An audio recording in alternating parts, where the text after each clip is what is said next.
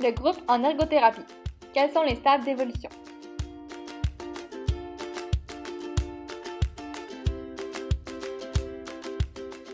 Dans chaque groupe, les membres passeront par différentes étapes. Ils auront besoin de s'apprivoiser afin de savoir comment communiquer et travailler ensemble pour que le groupe soit efficace. Lors de cette brève vidéo, une synthèse de ces étapes sera explicitée. Le stade de flottement se déroule avant la première rencontre du groupe et il représente la phase de planification. À ce moment, les participants peuvent se connaître ou non et ils ne comprennent pas nécessairement le but de participer à un groupe pour atteindre leur objectif. L'animateur aura donc le rôle de rassembler les participants et de clarifier l'intérêt de participer au groupe. Et Will, on se rencontre aujourd'hui pour préparer notre première intervention avec le groupe MPOC. Est-ce que tu as fait des recherches qui pourraient nous être utiles? J'ai trouvé plusieurs articles en lien avec le groupe de loisirs. D'ailleurs, on m'a informé ce matin que les participants qui constitueront notre groupe ont été déjà choisis et informés qu'il s'agissait d'un groupe de loisirs. Super, ça! Nous travaillerons les difficultés de cette clientèle dans notre groupe afin qu'ils deviennent plus autonomes et plus engagés dans leurs loisirs. Comme vous avez pu l'entendre, certaines tâches d'animation du stade de flottement ont été abordées. Parmi les tâches du stade 1, l'animateur doit entre autres préparer l'intervention, s'informer des caractéristiques des membres et évaluer les besoins. Donc, je vous laisse vous présenter. Ok, moi c'est Derek, c'est mon premier groupe. Moi, c'est Valérie, puis je voulais vous dire que j'étais vraiment contente d'être avec vous dans ce groupe-là, puis j'ai vraiment hâte là, de commencer les activités, puis surtout, j'aimerais vraiment ça, qu'on puisse faire une activité de peinture, parce que moi, ça m'a vraiment aidé, puis...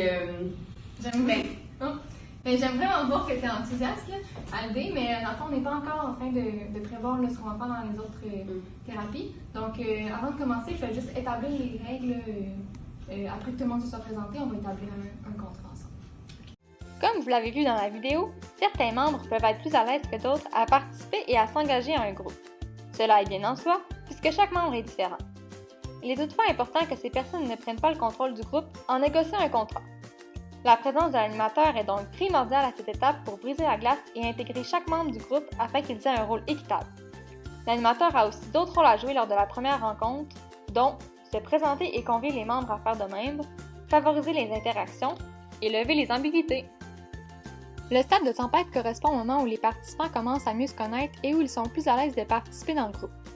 Il arrive que des divergences d'opinion et de valeurs surviennent lors des échanges entre les membres du groupe.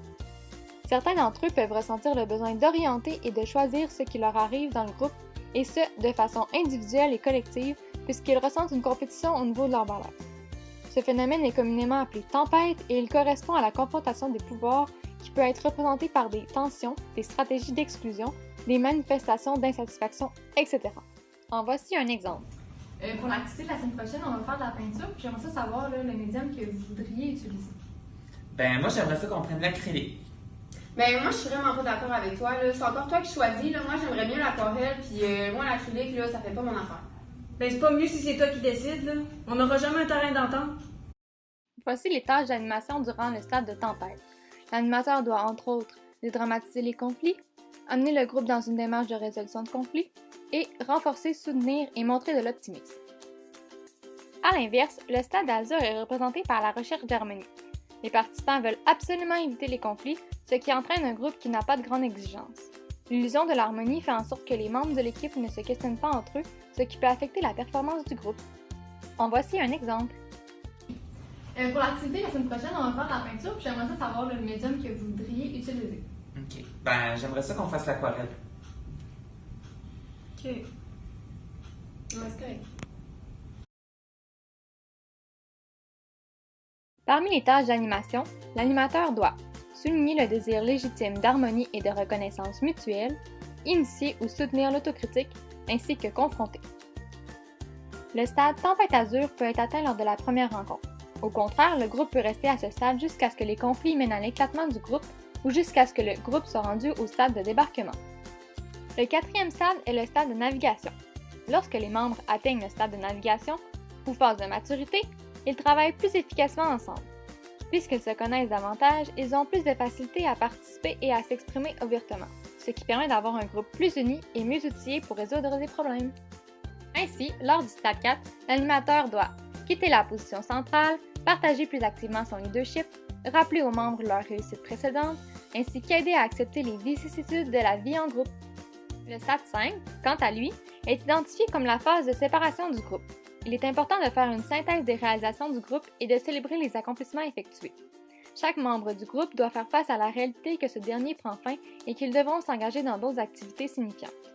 Pour certains, il sera difficile de se détacher du groupe puisqu'ils auront développé un sentiment d'appartenance envers le groupe.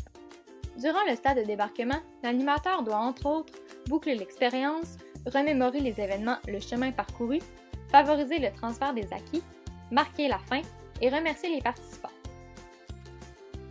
Il est important de retenir que l'évolution des groupes ne suit pas toujours la séquence théorique. De plus, il arrive qu'un groupe revienne à des stades antérieurs selon les contraintes auxquelles il fait face. Toutefois, lorsque les membres de l'équipe ont déjà traversé un stade, ils seront mieux outillés pour réussir à franchir l'étape de nouveau.